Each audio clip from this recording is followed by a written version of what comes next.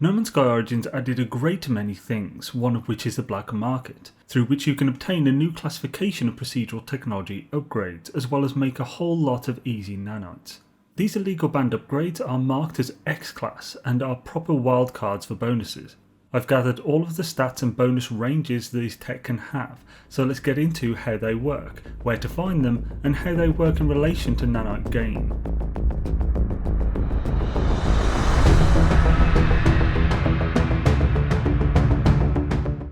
The basic idea here is that X-Class black market upgrades are super unstable, and so didn't pass quality checks. This makes them anywhere from super terrible to better than best S-Class. Investing in them is a risk, but of course any min-maxers out there are going to want to eventually have a full set of perfect X-Class tech in their Exosuit multi-tools and ships. So let's first go over where to get them.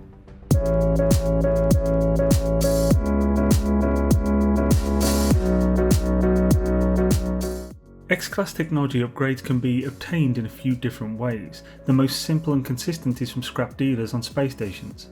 These are the same chaps you get your emergency beacons for hunting down derelict freighters, as well as where you sell the manifests and captain's logs. These fine pillars of the community will sell you dodgy black market technology upgrades for Pugnium.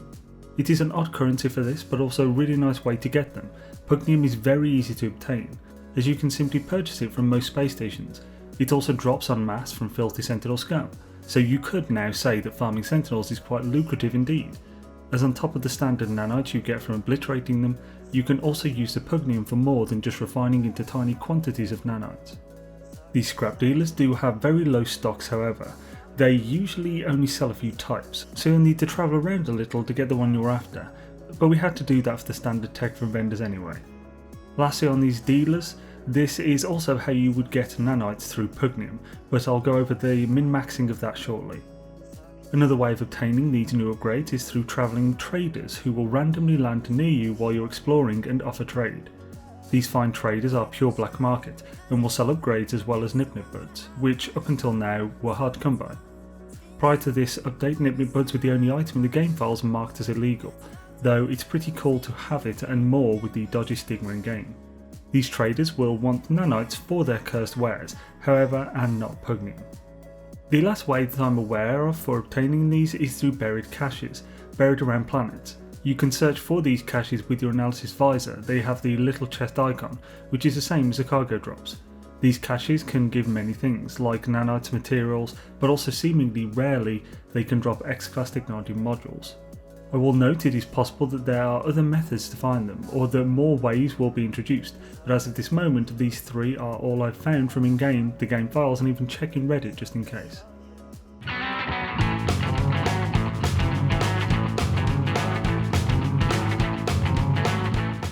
For your Exosuit, there are just 4 types of X-Class upgrades. These are Life Support, Movement System, Defense System, and the new and only to X-Class Hazard Protection. The life support upgrades have a chance at either 1 or 2 stats being on them. The chance of 2 is rare. The 2 possible stats they can have are life support tanks and solar panel power. As you can see on screen now, both of these ranges from the lowest C-Class could be to higher than the S-Class version could possibly be at 110% max for life support tanks and 75% for the solar panel power. Next is a movement system, which will have between 2 and 4 of a possible 6 stat types. As with all of them, getting the max is rare. These 6 stats on jetpack movement tech are jetpack tanks, sprint distance, sprint recovery time, fuel efficiency, initial boost power and recharge rate. Continuing the trend that all of these X-Class tech have of the lowest in the range being the same as the lowest the C-Class version of the tech can go, and the highest being higher than the S-Class. Jetpack tanks max out at 230%, sprint distance 60, sprint recovery time 60, fuel efficiency 25%, initial boost power 15% and recharge rate 30%. Next is the defense system, which can have 1 to 2 stats at X-Class. This one is nice and simple, yet also quite odd.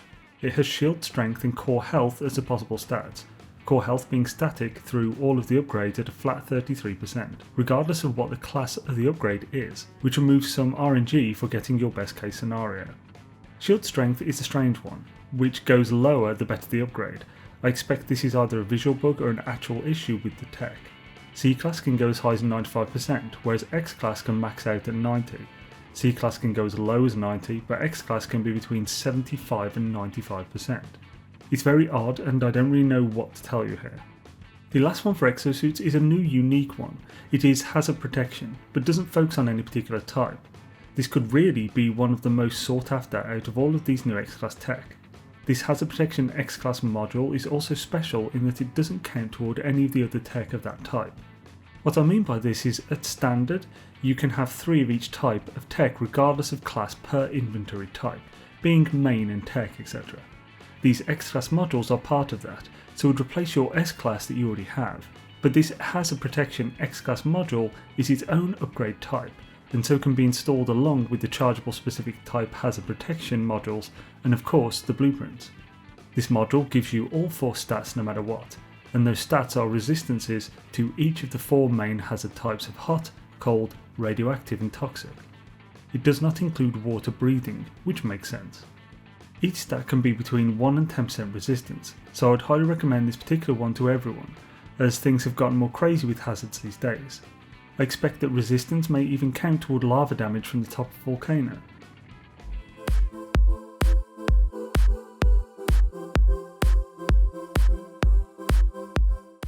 Next are the 8 multi-tool X-Class upgrades. We'll start with the Mining Beam. The Mining Beam X-Class upgrade will have 1 to 3 out of a possible 4 stat types, which is odd as an S-Class is guaranteed to have all 4, but these are still worth getting. The stat types are Mining Speed, which was fixed in this update making it actually affect the speed now, Heat Dispersion, Fuel Efficiency and Overheat Downtime. The least useful of these stats is certainly Overheat Downtime, as a well-travelled interloper will usually pay attention to the heat and pulse at times to keep you from overheating. Also, full upgraded multi-tool will last a long time. Mining speed is capped at the same as S-Class being 20%, but of course it can also be as low as C-Class, so this isn't great, but it can be as good. Heat Dispersion can go to a maximum of 55%, which is 5% above the S-Class cap, so that one is swish. Fuel Efficiency can go to a maximum of 25%, though it may appear as 26 in game, as an S-Class is a guaranteed 20, which displays as 21 in game. Overheat Downtime, which is likely what you'll want to avoid, can be as good as minus 25%, with the best S-Class hitting minus 20%. This all makes mining even more of a min-max when it comes to X-Class tech. It will be harder to get a better module than your S-Class ones, but it is also one of the most used in general while playing. Next we have another one that will be very much sought after by people who explore as their primary playstyle. This is the Analysis Visor Scanner X-Class tech. This will give 1 to 3 of 3 possible stat types. The types are Scan Radius, Fauna Analysis Rewards and Flora Analysis Rewards. This tech is well known for being extremely lucrative for the Explorer, as S-Class tech min-maxed can give over 500,000 units for a rare fauna scan. Trees give high tens of thousands and they are of course everywhere. You can make millions in a minute just landing on a new world. The scan radius can go as high as 50% over the S-Class highest of 40, and the Fauna Flora can go to a whopping 11,000% increase on the units gained from scanning them. The S-Class max being 10,000, and as you can of course have 3 of these, it could be very nice to have on your multi-tool, though be warned, they can also be as low as 1,000. Last are the 6 weapon upgrades. Weapon damage is an odd one, and is usually not obvious how it translates the numbers from the files to a percentage in game. I wish to tackle this in a future comprehensive guide toward both multi-tool and ship weaponry, but for now I'll just say that each of these weapon stats do increase by between 10 to 20% on the best S-Class for that weapon damage, as that is the best I can discern at this moment. The majority of weapon stats are very basic and repetitive between the weapons, and as most people only focus on one of these weapons, I won't read out the other 5 you don't care about. So here are the graphics with all the information for each one. Get ready to pause if you want to take a closer look at your focus of interest. My favourite is the Scatter Blaster. So we have the Bolt Caster, Blaze Javelin, Scatter Blaster, Pulse Spitter, Plasma Launcher, and the Geology Cannon.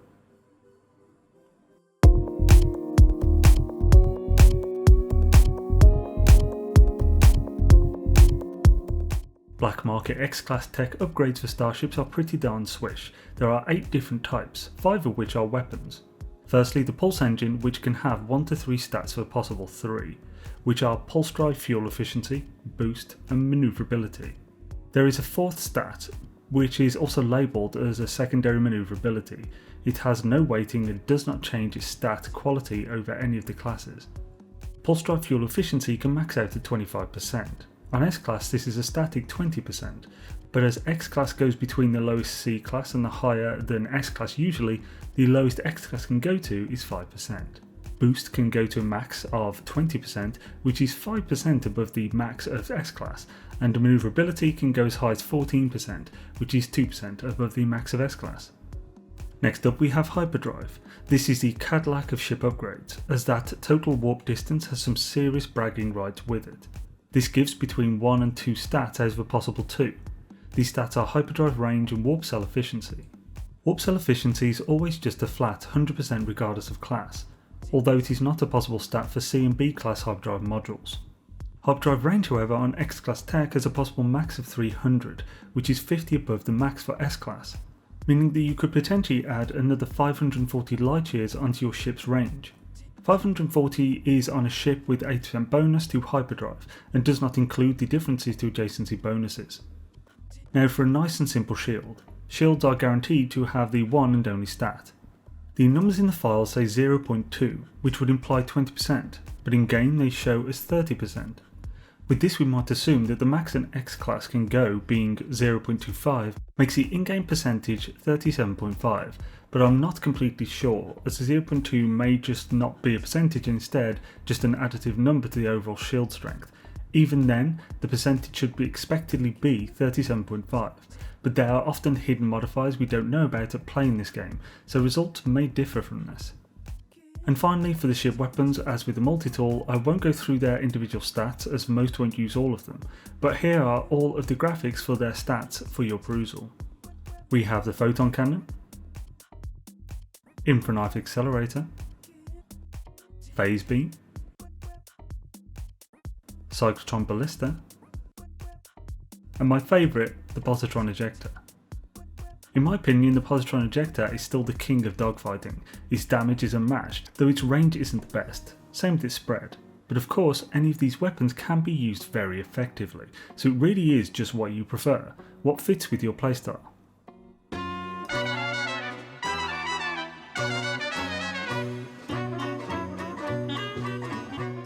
The new black market vendors and items are a really cool addition to No Man's Sky. It just adds another layer of depth to the overall economy of the game. You can get some pretty darn cool stuff from it too. First of all, gaining nanites from the black market. This method requires you to buy pugnium or farm it of course, but buying is easier for anyone with units. Then just buy the suspicious tech and suspicious packets for technology and weaponry, then sell the tech you get from those to a procedural upgrade vendor. The pricing of these tech modules is a little all over the place, so it's a bit tricky to mathematically formulate a conversion rate of units to pugnium, but it appears to be around 20% increase of their basic value, whereas selling back is around 5% above or below. This gives us a conversion rate of 165 to 1 units to nanites, which might sound a lot, but it's actually way better than any other way of converting units to nanites, also the least effort. You can obtain huge amounts of pugnium very easily by purchasing from high economy system space stations. From both the galactic trade terminals, while they both share stock numbers in the same station, pugnium is so common you should find it in one of them. Then from ships at land, which will have the 2,500 to 5,000 stocks that are separate from the station but share the pricing. The stock, pricing and items that each ship sells is the same for that model of ship.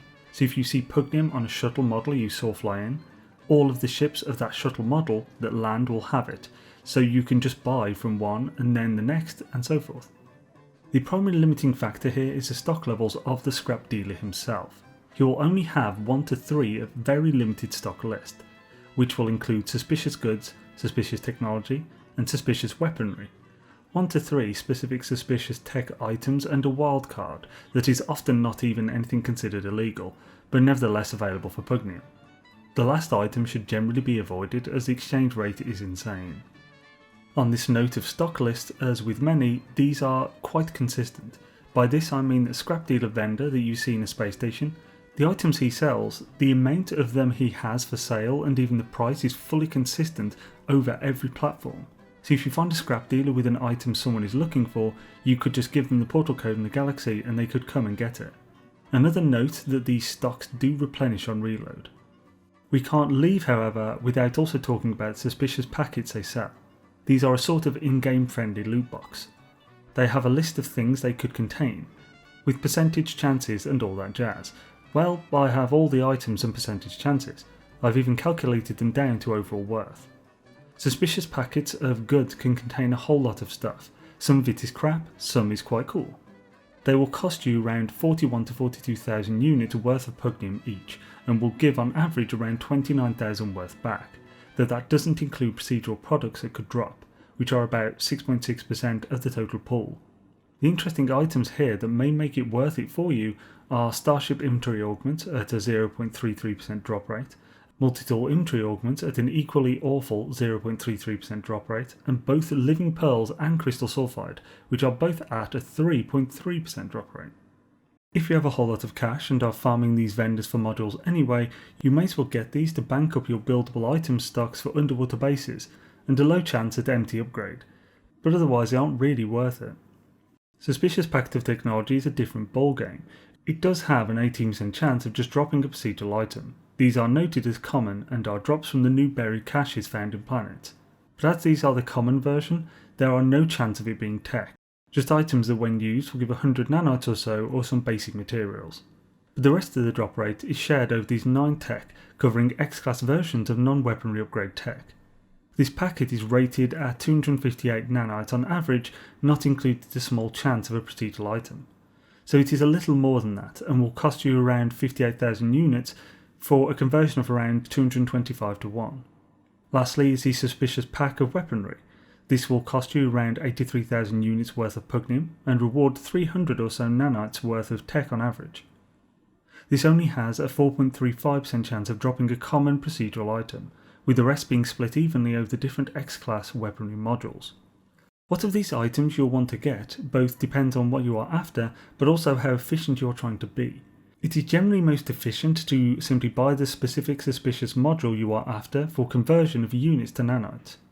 Though if you enter time spent into this, then it is generally worth just buying all but the random non-tech item and the goods packet, as reload or travelling to another station takes time.